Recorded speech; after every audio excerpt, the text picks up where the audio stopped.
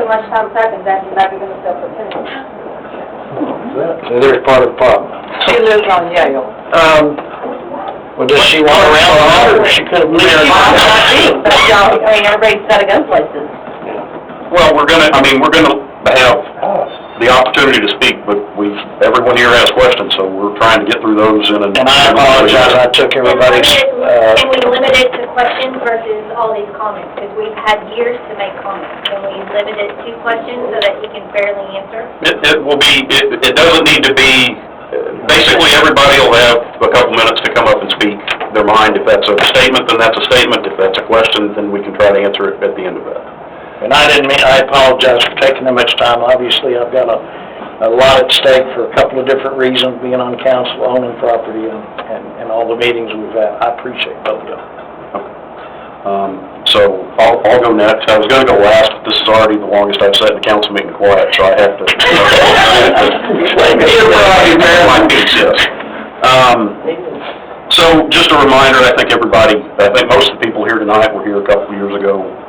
As was said, there was a vote 2-2 in favor of a light, and then the mayor at the time broke the tie to vote that down, and then there was a vote 2-2 to go with the roundabout, and the mayor at the time voted to approve the roundabout. So I was one who was opposed to the roundabout. I will say, you mentioned the project versus the roundabout. Everybody's in favor of the project. And that was my takeaway then, that night, that vote was. There were a lot of things that were sort of unformed hanging out there, but that everybody felt that the project itself was a massive positive. I don't feel that there's that sort of positivity towards the roundabout, though, and I'll just say my specific issues, I have two. If we could go back to the overhead showing this intersection. Yes. So, again, as Councilman Houck said, we were told a couple years ago that a signal light would be safer for pedestrians. So that is an issue for me, is because I still feel like this is, even with the lights, which yes, it's good to hear that y'all are still committed to the flashing lights, it's still going to be a safety issue because it's usually children crossing right there, and I would not want my daughter trying to cross there, even with a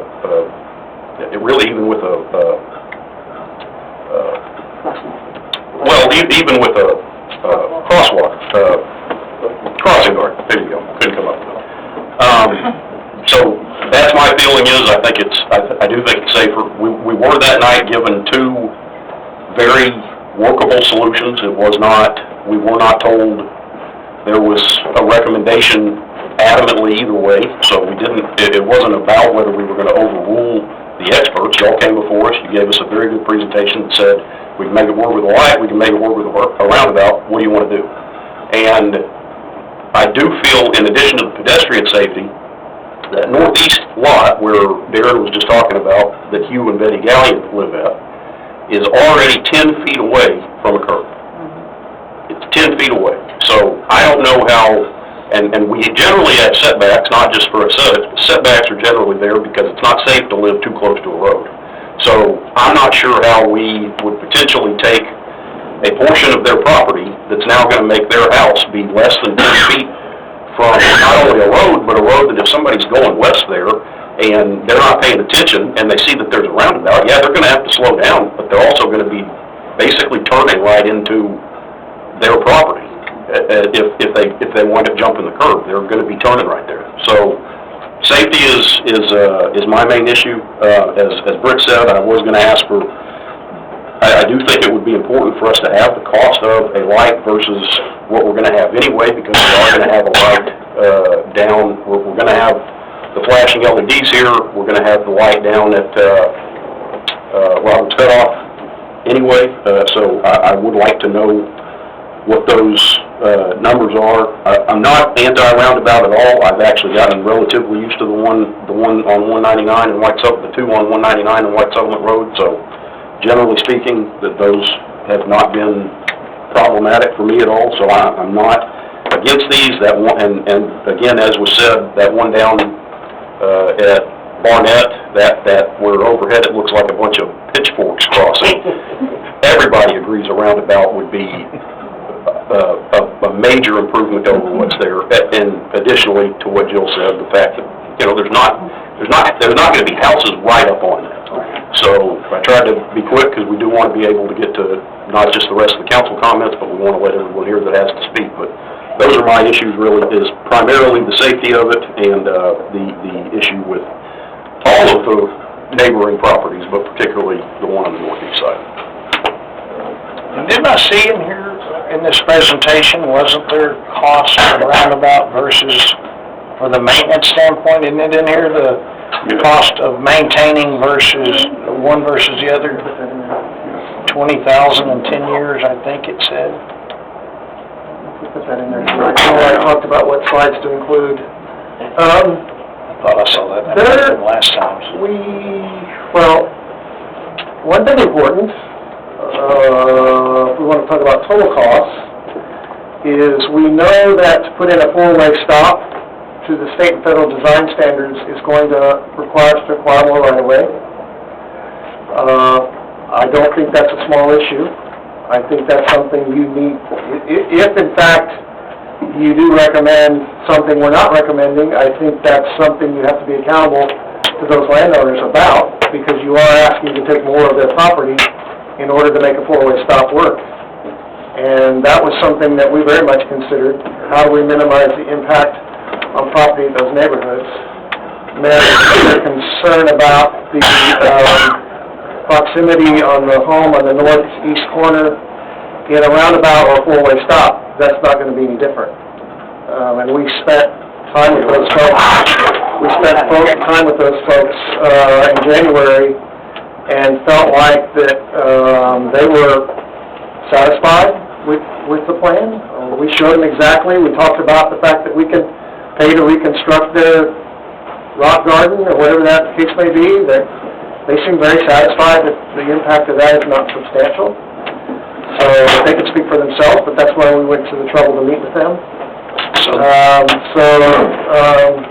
We do know that it will require more right-of-way. In terms of operational costs, between a four-way stop and a roundabout, from a construction perspective, probably not significant.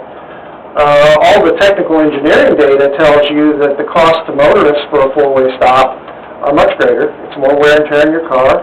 You're having to stop and start. There's more emissions. There's tons of literature in the internet. You don't need to go be an engineer to go read it. But you know, there's lots and lots of data out there about the efficiencies of roundabout when it comes to operations of the vehicle.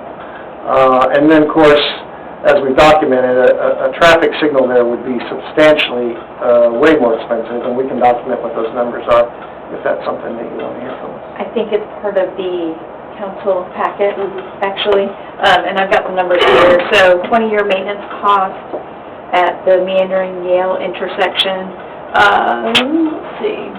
So essentially it's 3 times as much for a signal compared to a roundabout.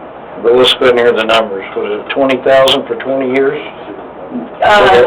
Per year. For the... Yes. No, 200,000 per year.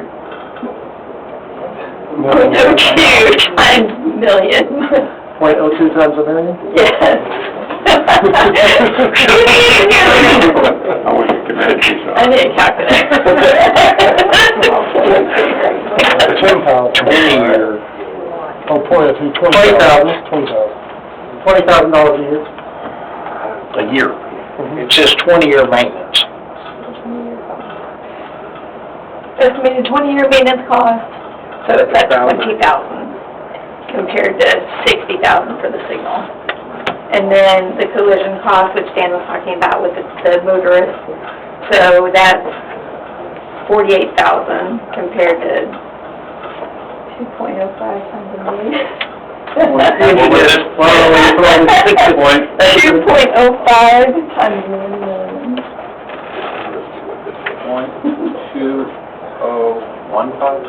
2.05. $2.05.